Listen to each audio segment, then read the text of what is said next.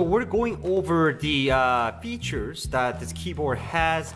I think this keyboard is pretty standard when it comes to additional features. Nothing too fancy that I'm seeing from the keyboard here. These are the keypads that function as a controller to play music or videos going forward, going backward, all of that stuff here. But here is there's another additional keypads here for the volume. Everything else is pretty simple. There's nothing too crazy going on. It's just I really like the way it feels with my palm position here. It feels relatively very natural.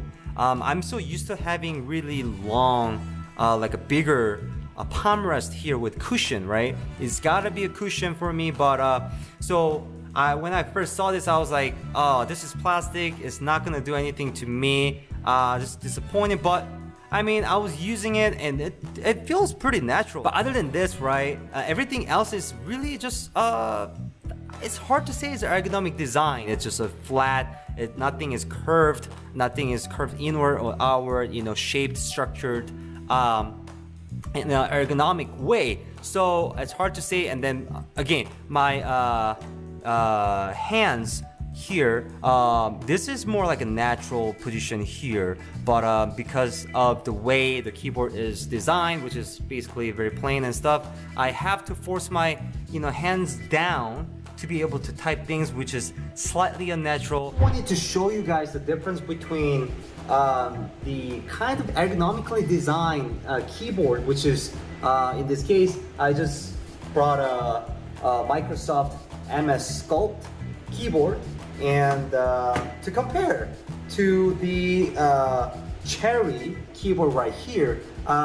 They claim this to be ergonomically designed, but again, this is, to me, feels a lot more standard keyboard. Again, this is kind of like a natural hand position right here. And this, as you can see, is designed so that your hands and wrists go kind of like, make this angle, which is more natural than, this right here. This is completely flat. It just doesn't feel as natural as this right here, angle right here. See right here, this is the comparison. And here, and also I want to mention that right here, these legs, 3 legs over here that support the keyboard in general. It creates different angle. As you can see, this is the angle. I don't know if this is good for your wrists necessarily. I mean, it gives more pressure on your wrists. I feel like, to me, it feels more unnatural. So I would prefer to put these legs all the way down, just neutral. I would rather have, if anything, legs here. Microsoft Sculpt has this support of the palm rest, which alleviates the height of the keyboard. Again, I like this palm rest a lot because, as you can see, the Microsoft right here, Sculpt, it gets dirty. It has cushion that's made of a material that's easy to get dirty like this, and I never clean this. Who cleans this palm rest, right? Who has time for that? Unless you do. Other than that, this mouse right here, it's like I said, the ergonomic mouse that I'm using, which is Ergo MX Vertical, that's shaped more like this way, very diagonal, and then it gives you a very just a natural position of your hand when you're using a mouse. But this is actually just a pretty much regular mouse. Again, this mouse itself as well isn't really ergonomically designed necessarily. It's pretty standard to me. I mean, especially if you're comparing it to this Microsoft Sculpt mouse. This is kind of like the lug right here. If you look at it right here, it just, like I said, your hand, the wrist position, this is your natural position, and it sits right here like this, naturally, just perfect. You don't have to try put your wrist down like this. You don't have to make that kind of unnatural angle to use the mouse. And because this is designed, ergonomically designed to fit your natural hand gesture or position, which is, I mean, I'm a big fan of this one and MX Vertical. This one is a great mouse as well, except it's just not ergonomically designed. So if we're talking about ergonomic design, this is not the one. Apparently this is more like the design, but it's not to say this one is a better mouse necessarily than this one. It's definitely up to your preference. So, what are the pros and cons here?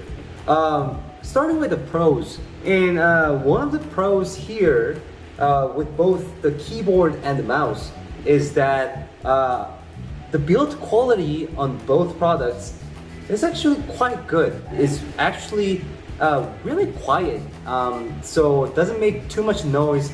It just really, it's probably one of the quietest keypad I've ever used.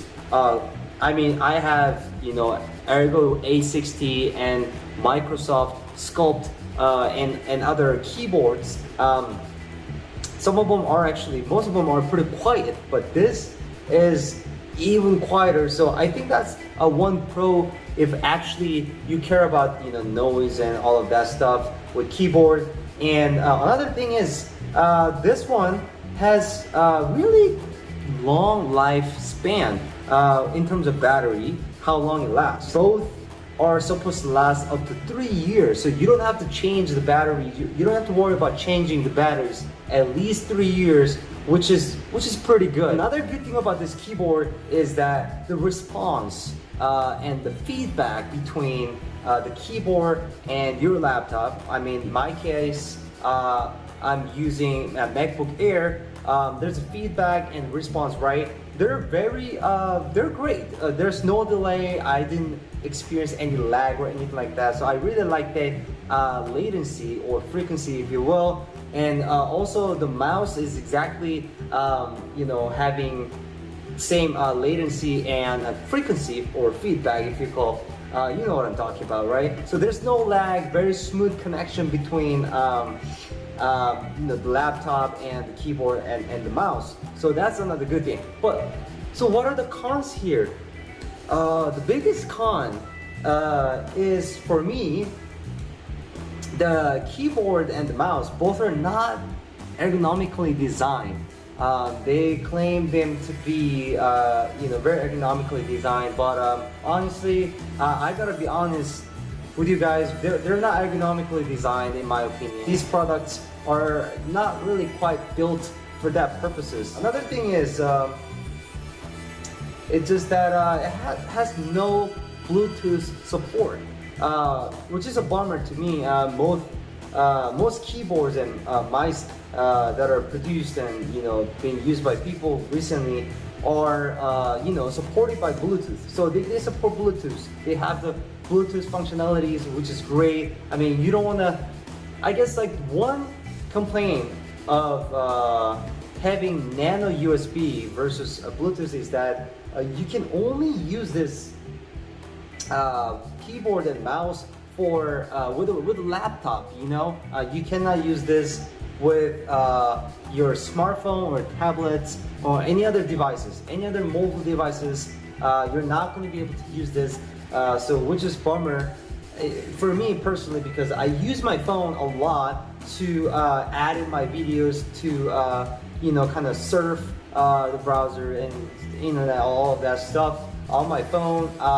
And I sometimes, a lot of times actually, I do need keyboard and mouse, just like, you know, using a laptop. So it's a big, I guess, letdown for me that this keyboard and mouse do not support Bluetooth here. If you guys want to take a look at, you know, more information, learn more information about both products, the information is on their website. And if you want to purchase one of these items or both items, they're sold on Walmart, you know, Amazon, and their own website and other retail websites. All the links are included in the description below if you're ever interested. That's it for today's video, guys. I hope you guys found this video pretty informative and helpful if you guys are looking for a keyboard and mouse. What do you guys think? Do you guys think you guys find this keyboard and mouse really just practical in your need and stuff like that? Let me know what you think about the keyboard and mouse in the comment section below. I would love to know your thoughts about, especially about like the ergonomic design and ergonomic kind of structure, I guess, like, that they claim. Personally, it's hard to see. It's hard for me to see that there are ergonomic kind of functionalities or features to both products, but maybe I'm wrong. So please let me know. And yeah, until next time, please stay safe, healthy, and stay positive. Peace.